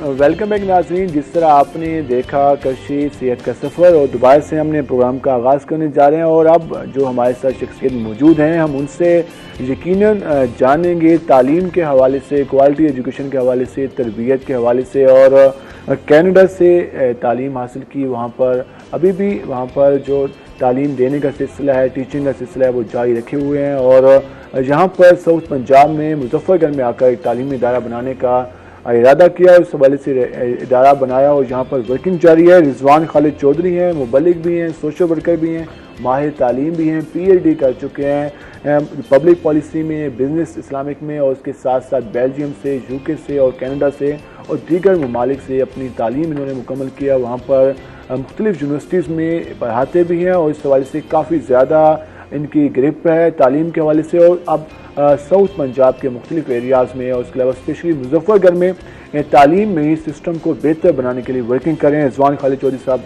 खुश आमदीद आपको। वालेकुम अस्सलाम वरहमतुल्लाहि वबरकातुहू। कैसे हैं आप? अल्हम्दुलिल्लाह। माशाअल्लाह जो सिलसिला शुरू हुआ कि आपने बैरून मुल्क तालीम हासिल की 2007 से लेकर अब तक, वहाँ पर आप बैरून मुल्क में टीचिंग भी कर रहे हैं। अब मुजफ्फरगढ़ में आकर क्या ख्याल आया कि जहाँ पर आपने तालीमी इदारा बनाया, उसको इस्टेब्लिश किया और उसको फोकस है, उसको मज़ीद जो यहाँ के लोग हैं, नौजवान हैं, उनको एक क्वालिटी एजुकेशन देने के लिए, उनकी तरबियत बेहतर बनाने के लिए आप वर्किंग करें, तो ये क्या आपका इरादा था, किस तरह से आप निकले? देखिए, हज़रत मोहम्मद सल्लल्लाहु अलैहि वसल्लम फरमाते हैं, यानी उनके एक फरमान का मफहूम है कि वतन से मोहब्बत फितरी है। तो वतन और फिर वतन में वो जगह जहाँ पे आप पैदा हुए हों, वहाँ के लोगों से, वहाँ की जगहों से, वहाँ के मकामात से आपकी मोहब्बत फितरी मामला है। तो मैं कस्बा गुजरात से हूँ, जो एक छोटा सा कस्बा है पाक अरब ऑयल रिफाइनरी के सामने। तो पूरी दुनिया में इधर उधर रहते हुए जब मैं वहाँ देखता था वहाँ के और यहाँ के डिफरेंस को, और बिलखसूस इस हकीकत को कि मेरे इलाके में अगर सहूलतें मौजूद हों, अगर तालीम व तरबियत का मयारी तालीम व तरबियत का सिलसिला मौजूद हो, तो ये बच्चे शायद गोरों के बच्चों से ज़्यादा ज़हीन हैं और मेरा इस बात में यकीन है। तो इससे मुझे ये एहसास पैदा होता था हमेशा कि मुझे यहाँ पे आके इन बच्चों की तरबियत में। अच्छा, आप यूरोप में रहे, वहाँ पर मुख्तलिफ ममालिक में आपने तालीम हासिल की, ज़रा हमारे सुनने वालों को बताइएगा कि वहाँ का जो माहौल है, वहाँ पे आपने क्या देखा? इतनी अर्सा अभी भी वहाँ से आप मुंसलिक हैं, वहाँ पे तालीम हासिल करते भी हैं, उसके अलावा टीचिंग से मुंसलिक हैं, वहाँ पर क्या देखा और साउथ में आगे क्या देखा? जी, यकीनन ये इस हकीकत को तो मान लेना चाहिए कि हम में और यूरोप में और बिलखसूस हम में और अमेरिका या कनाडा में जो तरक्की की तरफ सफ़र का फ़र्क है वो कोई 200 साल के करीब होगा। बाज़ लोग उसको 150 साल या 100 साल कह सकते हैं। ये मुमकिन है कि अब बल्कि ये बहुत सारे स्कॉलर्स का ख्याल है कि यूरोप ने या मगरिब ने बिलअमूम जो डार्क एजिस से तरक्की की तरफ सफ़र शायद 600 साल में तय किया है, ग्लोबलाइजेशन के बाद हम वो सफ़र शायद 30-40 साल में तय कर सकते हैं अगर हमारी डायरेक्शन हमें क्या करना, डायरेक्शन क्या होनी चाहिए? आपने एक तालीमी इदारे का आगाज़ किया, उसमें भी आपने एक कंसेप्ट, अलग से कंसेप्ट देने की कोशिश कर रहे हैं कि उसमें डायरेक्शन चेंज हो, एजुकेशन सिस्टम बेहतर हो, तरबियत बेहतर हो, एक ही इदारे में मुख्तलिफ चीज़ें मिले, तो ये हम डायरेक्शन कैसे सेट कर सकते हैं? हम यूरोप का हमने मुकाबला करना है, चले यूरोप का ना करें, हम अपने हमसाया ममालिक का मुकाबला कर लें, कम अज़ कम उनके मुकाबले में तो आ जाएं, तो उसके वजह से कितना फोकस होना होगा?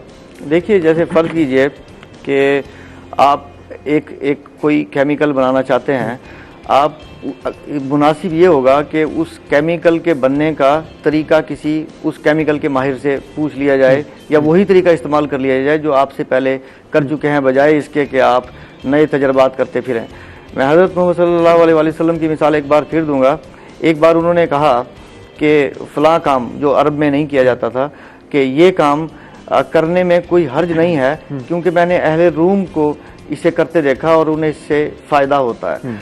तो ये पिछली मिसाल से जोड़ते हुए ये तो हमें मान लेना चाहिए कि मगरिब तरक्की में हमसे बेपनाह ज़्यादा है, वो इखलाकियात के पैमानों में भी हमसे लंबे अरसे से बहुत ज़्यादा आगे हैं।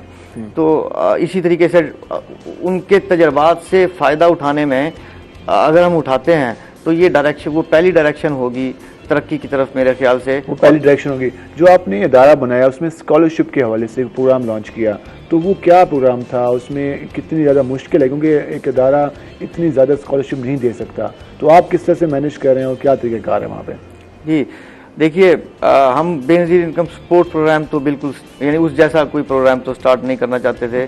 जैसा कि आप जानते हैं, या मैंने आपसे पहले अर्ज़ की कि हमारा बुनियादी मकसद तो तरबियत और तरबियत है।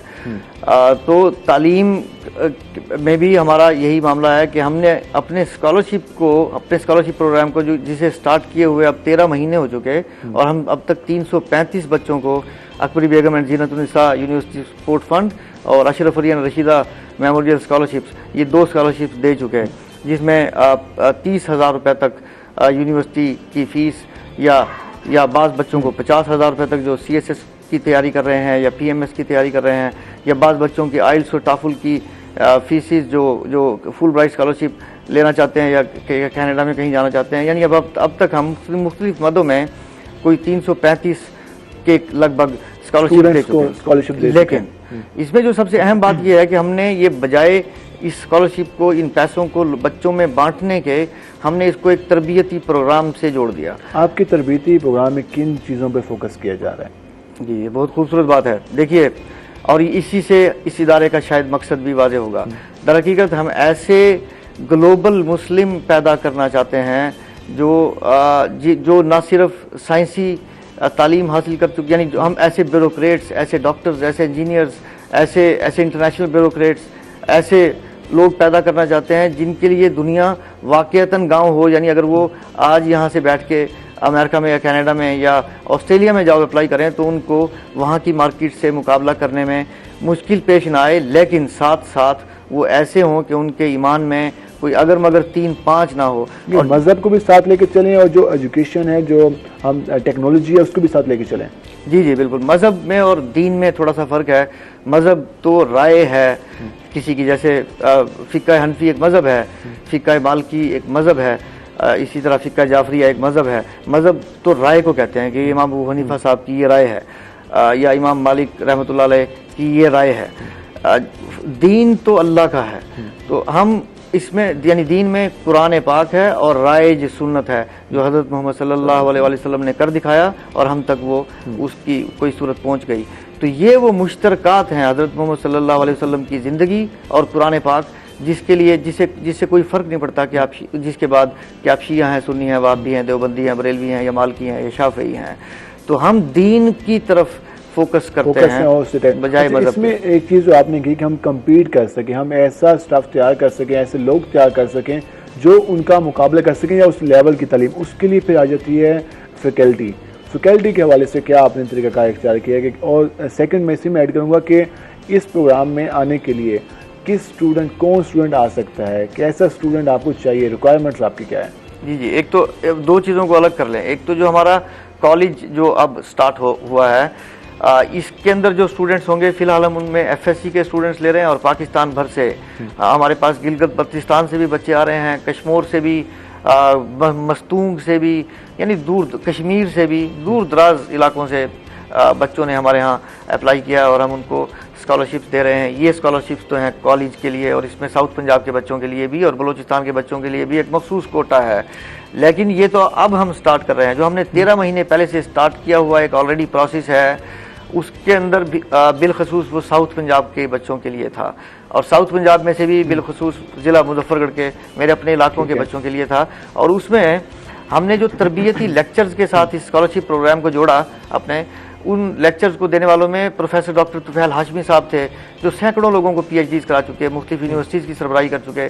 पाकिस्तान में MPhil PhD इस्लामिक स्टडीज़ में तो बिलखुसूस स्टार्ट उन्होंने किया। उसके अलावा अयूब हामिद साहब थे कनाडा से, वो बड़े मुफस्सिर कुरान हैं, फाइनेंशियल एनालिस्ट हैं। इसके अलावा यानी आप यूँ समझिए कि कमोबेश कोई 13 प्रोफेसर थे पूरी दुनिया के या स्कॉलर्स थे जो कामयाब लोग हैं, जो आप जहाँ पे लाए। बाज़ यहाँ पे आए उनमें से, और बाज़ ने उन बच्चों को हम वहाँ पाम ट्री इंटरनेशनल कॉलेजिएट में जो हम ये कॉलेज स्टार्ट कर रहे हैं, इसके अंदर इसकी बिल्डिंग जो जितनी बन चुकी थी वहाँ पे इन बच्चों को इकट्ठा करके उनके लेक्चर्स वीडियो लिंक पे हम सुनवाते थे, और उन लेक्चर्स को सुनवाने के फ़ौरन बाद उन्हीं लेक्चर से मुतालिक रिफ्लेक्शन हम उनसे ले लेते हैं कि आपने इस लेक्चर में क्या सीखा, और फिर उस रिफ्लेक्शन को चेक करने के लिए एक अलग से टीम थी जिसमें 10 लोग थे। वो 10 लोग उनको चेक करके उनकी ग्रेडिंग करते थे, और फिर हम उन बच्चों को जो टॉप पे आने वाले बच्चे हैं, हमें पता चल गया कि ये अटेंटिव बच्चे हैं, तो उनको अभी जो आपका 13 महीने का एक्सपीरियंस रहा, जो आपके पास बच्चे हैं, तो आप क्या समझते हैं कि जो अभी उनको एजुकेशन डिलीवर हुई तो वो क्या कम्पीट कर सकते हैं बाकी जितने भी इदारे हमारे पाकिस्तान में मौजूद हैं? जी, अभी उनमें से हमारे 3 बच्चे CSS की तैयारी कर रहे हैं। मैं आपको यकीन से कहता हूँ, उनमें से एक का नाम है सेकंड नेम अफजल है। मुझे यकीन है कि अगली मरतबा जब आप अखबार में इस मरतबा CSS में टॉप करने वाले बच्चे का नाम देखेंगे तो इंशाल्लाह उसमें वो होगा। हमारे बाकी बच्चे उनमें से बाज़ यूनिवर्सिटीज़ में सैयद उस्मान हैं, जैसे ये स्कॉलरशिप प्रोग्राम को मैनेज करते हैं, उनका ख्याल ये है कि इनमें से बहुत सारे बच्चे मुख्तलिफ यूनिवर्सिटीज़ में कनाडा में अमेरिका में स्कॉलरशिप से अप्लाई कर सकेंगे। ये काफ़ी इशू होता है हमारे यहाँ स्टूडेंट्स को कि हम खुद जब यूनिवर्सिटी में थे तो ये मालूम नहीं होता कि हमने बैरून मुल्क तालीम हासिल करनी है, बाहर की यूनिवर्सिटीज़ हैं वहाँ पे तालीम हासिल करनी है, किस तरह से अप्लाई करें, वहाँ के स्कॉलरशिप प्रोग्राम किस तरह से अवेल करें, तो इस पर क्या फोकस करें आप लोग? ये आपका बहुत अच्छा सवाल है, और ये हमारे मकासद में से एक मकसद है हमारे स्कॉलरशिप प्रोग्राम के। हमने अब जो अपना स्कॉलरशिप प्रोग्राम यानी तरतीब दे रहे हैं, उसकी जो तरबियती सिलसिला उसका जो तरतीब दे रहे हैं, उसमें हमने एक प्रोग्राम सभी के लिए कंपलसरी कर दिया है। उसका नाम है comprehensive communication computing and competition preparation programme. इसमें न सिर्फ उन्हें ये दीन के मुतालिक लेक्चर्स इनके होंगे मुख्तलिफ स्कॉलर्स के, जिन्हें डॉक्टर तुफैल हाशमी साहब बना रहे हैं, बल्कि साथ साथ इसमें आइल्स और टाफुल जो पढ़ाने के लिए लंदन से एक खातून आ रही हैं जो हमने हायर की हैं, और कनाडा से कुछ लोग आ रहे हैं, बल्कि साथ में इसमें कंपटीशन प्रिपरेशन भी होगी। यानी हम इसमें बहुत सारे ब्यूरोक्रेट्स को शामिल कर रहे हैं जो पहले से CSS वगैरह कर चुके हैं, ताकि वो उनको अभी से उन बुनियादों पे ट्रेनिंग कराएं। और साथ में ये कि यानी ये 2 साल का प्रोग्राम होगा जो हमारे सभी बच्चों के लिए कंपलसरी होगा। इसमें उन बच्चों को अभी से हम वो तैयारी भी कराएंगे कि कल उन्हें FSC करने के बाद फर्ज कीजिए मेडिकल और इंजीनियरिंग के टेस्ट की तैयारी के लिए कौन सी क्लास से शुरू हो जाएगा? जी, ये प्रोग्राम कौन सी क्लास से शुरू हो जाएगा? 11th से शुरू होगा। 9th में इसका एक जूनियर प्रोग्राम है। हम लोग 9th भी स्टार्ट कर रहे हैं 1 महीने में। हम लोग ग्रेड 4 तक का ओंटारियो बोर्ड ऑफ एजुकेशन से मंजूरी के साथ एक सारा सिस्टम को मैनेज करने के लिए फंड्स भी चाहिए होंगे, तो फंड्स किस तरह से आप हासिल करें? क्या आपका इनकम, आप सोर्स ऑफ इनकम क्या है इस हवाले से? जी, ये बहुत पहली बात तो मैं ठीक ठाक कमाता हूँ। मैं मुझे ये कहना तो नहीं चाहिए, लेकिन मैं पाकिस्तान के वज़ीर आज़म की तनख्वाह से ज़्यादा टैक्स देता हूँ, सालाना तनख्वाह से ज़्यादा, उससे कहीं ज़्यादा। यानी और उसके अलावा मेरी सेविंग्स थी, मैं पिछले 22 साल से तालीम के सिलसिले से मुंसलिक हूँ और काफ़ी अच्छा कमा लेता हूँ। तो एक वक्त में मुझे एहसास हुआ कि अगर मैं अचानक काम करना बंद कर देता हूँ, आज काम करना रोक देता हूँ और 70 साल तक ज़िंदा रहूँ तो और रोज़ाना कितने पैसे खर्च कर सकता हूँ, तो वो पैसे $300 थे। मैंने बाकायदा हिसाब लगाया, यानी $300 मैं 70 साल तक बगैर कुछ कमाए मज़ीद कुछ कमाए खर्च कर सकता हूँ। यानी मेरे पास वो ज़राए आमदनी तो हैं, लेकिन इसमें मेरे साथ हमारे 3 और लोग शामिल हैं। फ़हद साहब हैं, उमर साहब हैं, मेरे भाई हैं सलमान वगैरह, सैयद उस्मान साहब हैं जो इस सारे स्कॉलरशिप प्रोग्राम को मैनेज कर रहे हैं, डॉक्टर तुफैल हाशमी साहब हैं, आपकी पूरी टीम, हमारी टीम है। जी, एक चीज़ तो मैं जानना चाहूँगा कि आप यूरोप में रहे, मोस्टली लोग होते हैं कि वहाँ जाते हैं, वहाँ के रंग में रंगे जाते हैं। आप मज़हब और दीन के हवाले से भी काफ़ी फोकस हैं और ये चाहते हैं कि जहाँ जो तालीम लोग हासिल करें वो टेक्नोलॉजी भी हासिल करें, क्वालिटी एजुकेशन भी हो, तरबियत भी हो, दीन भी साथ चले। तो ये ख्याल कैसे है? शुरू से आप ऐसे थे या बाद में खुद बाय चॉइस इस चीज़ में आए? नहीं, शुरू में तो एक लंबे अरसे तक मैं मज़हब में यकीन ही नहीं रखता था, बल्कि अपनी ज़िंदगी के बेशतर हिस्से में, और उसकी वजह वो सवालात थे जो हमारे मुआशरे में नौजवानों में अमूमी तौर पे उठाए जाते हैं या उनमें उनके जहनों में ये हमारी ये मादियत प्रस्त डालते हैं और हमारे रिवायती उलमा बदकिस्मती से उनका जवाब देना नहीं चाहते या देते नहीं, या उनका हमारे यहाँ ये रिवायत ही नहीं है कि सवालों के जवाब दिया जाए। तो वो सवालात मौजूद थे। कुरान पाक कभी पढ़ा नहीं था, तर्जमे के साथ पढ़ा नहीं था, अरबी में पढ़ते हैं हम लोग कुरान पाक। तो इसलिए मुझे तो दीन से कोई ख़ास शगफ सिरे से था ही नहीं। अगर आप ये कह लीजिए कि मेरा दीन में यकीन नहीं था तो ये बात ठीक है। लेकिन जब कुरान पाक पढ़ा अल्हम्दुलिल्लाह पहली मरतबा जामिअतुल अज़हर में एक मीटिंग में मिस्र में, तो वहाँ से मुझे तो हैरत हुई कि ये कैसा कलाम है। तो वहाँ से दीन में शुगफ पैदा हुआ और फिर ये एहसास बढ़ गया कि हज़रत मोहम्मद सल्लल्लाहु अलैहि वसल्लम अल्लाह के आखिरी नबी हैं। हर मफहूम हर तशरीह में नबूवत उन पे ख़त्म हो चुकी। जब यानी अब वो कोई नबी नहीं आएगा जबकि वो क़यामत तक के लिए तमाम अदवार के लिए तमाम इलाकों के लिए नबी हैं। तो इसका मतलब ये हुआ कि ख़त्म नबूवत पे अमली यकीन का तकाजा ये है कि आप वैसी ही जद्दोजहद करें जैसी हज़रत मोहम्मद सल्लल्लाहु अलैहि वसल्लम की ज़िंदगी से हमें मिलती है। तो हज़रत मोहम्मद सल्लल्लाहु अलैहि वसल्लम ने अपनी ज़िंदगी में जो किया आप वो देख सकते हैं कि उन्होंने सफ़ीर पैदा किए, जजेस पैदा किए, उन्होंने गवर्नर्स पैदा किए, उन्होंने खलीफा पैदा किए, उन्होंने ऐसे लोगों की एक टीम पैदा की जो पूरी दुनिया में फैल गई। जैसे साद बिन अबी वक्कास चाइना चले गए और चाइना में आज जो आपको इतने करोड़ों मुसलमान नजर आते हैं ये उनकी काविश यानी उनकी टीम की काविश है। उनकी कोई टीम कहीं चली गई, टीम का मेंबर कहीं चला गया। तो ये जो ह्यूमन रिसोर्स डेवलपमेंट है ये दर हकीकत सीरत नबी सल्लल्लाहु अलैहि वसल्लम का सबसे इम्पॉर्टेंट पहलू है। तो ये हज़रत मोहम्मद सल्लल्लाहु अलैहि वसल्लम की पैरवी में मैंने एक किताब लिखी है for the love of profit reflections of an ordinary man in 21st century, यानी हज़रत मोहम्मद सल्लल्लाहु अलैहि वसल्लम की मोहब्बत में एक आम आदमी के रिफ्लेक्शंस 21वीं सदी के। तो जो इस किताब के लिखने के दौरान जो बहसियत मुसलमान मुझे अपना एक किरदार समझ में आया वो यही था कि मुझे तरबियत और तरबियत में दिलचस्पी लेनी चाहिए, क्योंकि हम एक ऐसे दौर से गुजर रहे हैं जिसे जो हम या ऐसे दौर के करीब पहुंचने वाले हैं जो दजल का दौर कहलाएगा। और उसमें आम लोगों के लिए जैसे गदले पानी में अंगूठी ढूंढना मुश्किल हो जाता है, ऐसे उनके लिए ईमान ढूंढना मुश्किल हो जाएगा। तरबियत की आप बात करें, तरबियत के हवाले से और किरदार साजी के हवाले से अगर हम बात करें तो इस्लाम तो यही कहता है कि पहले चीज़ें खुद अपने पे इम्प्लीमेंट करो उसके बाद किसी को कहो। मसला हमारे यहाँ ये है कि हमारे पूरे माशरे में एहसास की, उसके अलावा एक दूसरे इंसानियत की और एक दूसरे का ख्याल करने की छोटी छोटी अगर चीज़ों की बात करें तो इस शुरू से फोकस नहीं किया जाता। चाहे हमारा तालीमी सिस्टम है वहाँ पर बच्चों को इस मरहल से नहीं गुजारा जाता।